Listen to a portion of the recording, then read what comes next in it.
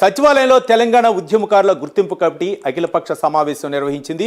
Committee chairman కేకే ఆధ్వర్యంలో భేటీ జరిగింది. సభ్యులు మంత్రి పొన్నం ప్రభాకర్, ప్రభుత్వ విప్ అద్దంకి దయాకర్, అలాగే ఎమ్మెల్సీ కోదండరాం, మాజీ ఎమ్మెల్సీ రాములు నాయక్, మోతే శోభన్ రెడ్డితో పాటు వివిధ పార్టీలకు చెందిన నేతలు హాజరయ్యారు.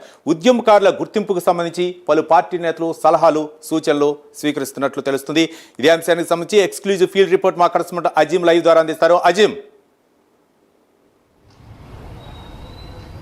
సచివాలయంలో ఉద్యమకారులకు సంబంధించిన కమిటీ కె కేశవరావు ఆధ్వర్యంలో సమావేశం జరిగింది. ఈ సమావేశంలో మంత్రి పొన్నం ప్రభాకర్, అలాగే మాజీ MLC Ramul Naik, MLC Kodandaram, MLC ప్రభుత్వ విప్ అయినటువంటి అద్దంకి దయాకర్, శోభన్ వీరంతా కమిటీ ఆధ్వర్యంలో అఖిలపక్ష సమావేశం జరిగింది. ఈ సమావేశానికి బీజేపీ, టీడీపీ, అలాగే ఇక్కడ ఉన్నటువంటి వివిధ రాజకీయ పార్టీలు ఏవైతే ఉన్నాయో బీఆర్ఎస్ నుంచి కూడా ఏదైతే ఎమ్మెల్సీ దాసు శ్రవణ్, మాజీ ఎమ్మెల్సీ కన్నె ప్రభాకర్, బీజేపీ నుంచి కూడా సభ్యులు వచ్చారు, టీడీపీ నుంచి, ఆప్ నుంచి, సిపిఐ నుంచి వచ్చారు, అలాగే ఎంఐఎం, సిపిఎం కూడా పిలిచారు. కానీ ఎంఐఎం, సిపిఎం ఏదైతే ఈ సమావేశానికి రాలేదు. అయితే ఈ సందర్భంలోనే ప్రెస్ మీట్ జరిగినటువంటి సమయంలో కూడా మనం అడగడం జరిగింది. ఏదైతే తెలంగాణకు వ్యతిరేకంగా ఉన్నటువంటి పార్టీలను ఎందుకు పిలుస్తున్నారు అని చెప్పి మాట్లాడినప్పుడు కూడా కేశవరావు కమిటీ ఉన్నటువంటి చైర్మన్ మాట్లాడుతూ కూడా మనం అందరినీ కలుపుకొని పోవాలని చూస్తున్నాం. ఉద్యమ సమయంలో వేరే, ఇప్పుడు ఏదైతే మనం ఒక కొత్త శకాన్ని తీసుకొస్తున్నాం, ఏదైతే ఉద్యమకారులకు సంబంధించినటువంటి అంశంలో వారికి న్యాయం చేయాలనే విషయంలో ముందుకు వెళ్తున్నాం. కాబట్టి అందరం కూడా కలిసికట్టుగా ముందుకు వెళ్ళాలి, సలహాలు సూచనలు తీసుకోవాలని చెప్పి కూడా భావించామని కూడా చెప్పడం కూడా జరిగింది. సో ఉద్యమకారులకు సంబంధించి కేవలం ఆల్ పార్టీ మీటింగే కాదు, ఇంకా కూడా ఉద్యోగాలకు సంబంధించినటువంటి జేసీలు ఉన్నాయి, డాక్టర్ జేసీలు ఉన్నాయి, అడ్వకేట్ జేసీలు ఉన్నాయి. అలాగే దీంతో పాటు కూడా యూనివర్సిటీల్లో విద్యార్థులు ఎంతోమంది పోరాటం చేశారు. సో వారికి సంబంధించినటువంటి జేసీలు, విద్యార్థి నాయకుల జేసీలు ఉన్నాయి. సో ఈ జేసీలు అన్నింటినీ కూడా పిలిచి మాట్లాడేటువంటి అవసరం ఉంది. కాబట్టి కమిటీ మరొక 2-3 సార్లు కూడా కూర్చునేటువంటి అవకాశం ఉంటుంది.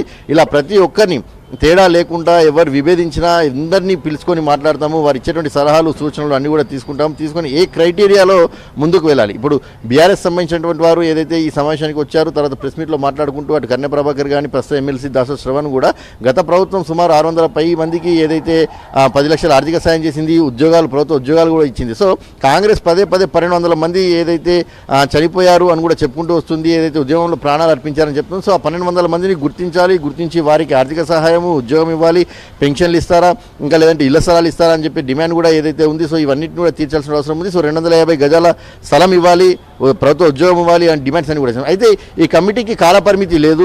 ఈ కమిటీ ఏదైతే ఎలక్షన్ల వరకు కూడా ఇలాగే సాగదీస్తుంది అని చెప్పి కూడా వాళ్ళు విమర్శలు కూడా చేస్తున్నారు. కానీ కమిటీకి సంబంధించిన సభ్యులు మాత్రం చాలా స్పష్టంగా చెప్తున్నారు, ఎలాంటి భేదాభిప్రాయాలు లేవు, అందరినీ పిలుస్తాము, అందరితో మాట్లాడి ఖచ్చితంగా ఒక కీలకమైన నిర్ణయం ఏదైతే ఉద్యమకారులకు సంబంధించినటువంటి గుర్తింపు విషయంలో తీసుకుంటాం. సో దానికి సంబంధించిన క్రైటీరియాను కూడా చూస్తాం. జర్నలిస్టులలో ఉద్యమకారులు ఉన్నారు, డాక్టర్లో ఉన్నారు, అడ్వకేట్స్లో ఉన్నారు, టీచర్స్లో ఉన్నారు, ప్రభుత్వ ఉద్యోగుల్లో ఉన్నారు, విద్యార్థి సంఘాల్లో ఉన్నారు, యూనివర్సిటీల్లో ఉన్నారు. సో వీళ్ళందరినీ కూడా పిలిచి మాట్లాడి ఏ రూపకంగా ఉద్యమకారులకు సంబంధించిన గుర్తింపు తీసుకురావాలి, తీసుకొని వారికి ఏ క్రైటీరియాలో వారికి ఏమేమి ఇవ్వాలి, ఇళ్ల స్థలాలు ఇవ్వాలా, ఇల్లులు ఇవ్వాలా, ప్రభుత్వ ఉద్యోగాలు ఇవ్వాలా, ఇలాంటి అనేక అంశాలు కూడా చర్చకు వచ్చిన తర్వాత ఒక నిర్ణయం తీసుకుంటాం. దీనికి సంబంధించి ఆన్లైన్లో కూడా దరఖాస్తులు కూడా తీసుకోవడానికి కూడా ప్రభుత్వం సిద్ధంగా ఉందని కూడా చెప్పారు. ఇక ఇప్పటికీ ఉద్యోగాలకు సంబంధించిన దానిపైన ఒక ఆఫీస్ లేదని చెప్పి కూడా మాట్లాడారు. ఈ అంశంపై పొన్నం ప్రభాకర్ మాట్లాడుతూ కూడా ఏదైతే ప్రస్తుతం అమరజ్యోతి ఏదైతే ఉందో దాంట్లో ఆల్రెడీ ఆఫీస్ని కూడా సిద్ధం చేస్తున్నాం. ఎవరైనా సరే ఆఫీస్ సిద్ధమైన తర్వాత చైర్మన్ దగ్గరికి వచ్చి వారి వినతి పత్రాలు ఇవ్వచ్చు, వారికి సంబంధించినటువంటి ఆలోచనలు చెప్పొచ్చు, వారికి సంబంధించినటువంటి సలహాలు, సూచనలు కూడా ఇవ్వచ్చు అని చెప్పి కూడా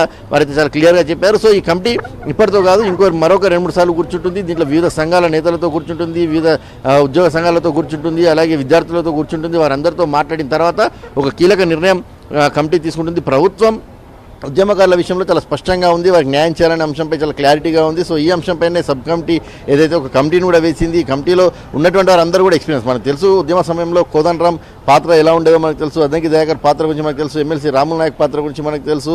సో పొన్నం ప్రభాకర్ ఉద్యమంలో ఉన్నప్పుడు, పార్లమెంట్ ఎంపీగా ఉన్నప్పుడు ఆయన చేసినటువంటి తెలుసు, కేశవరావు గురించి తెలుసు. వీరంతా కూడా చాలా ఎక్స్పీరియన్స్డ్ పర్సన్స్, ఉద్యమంలో చాలా క్రియాశీలకంగా ఉన్నటువంటి వారు. సో వీరు అన్ని సంఘాలతో, అందరు రాజకీయ పార్టీలతో మాట్లాడేవారు, అభిప్రాయాలు తీసుకొని ఖచ్చితంగా ఉద్యమకారులకు తగిన న్యాయం చేస్తాం. అది ఏ రూపంలో చేయాలి ఏందనేది కూడా అందరి దగ్గర అభిప్రాయాలు తీసుకున్న తర్వాత దీనికి సంబంధించి మరొక 2-3 సార్లు కమిటీ కూర్చున్న తర్వాత నిర్ణయిస్తుందని చెప్పి కూడా కమిటీ అయితే ఈ సమావేశం తర్వాత తెలియజేసింది. Ravi, right, thank you Azam.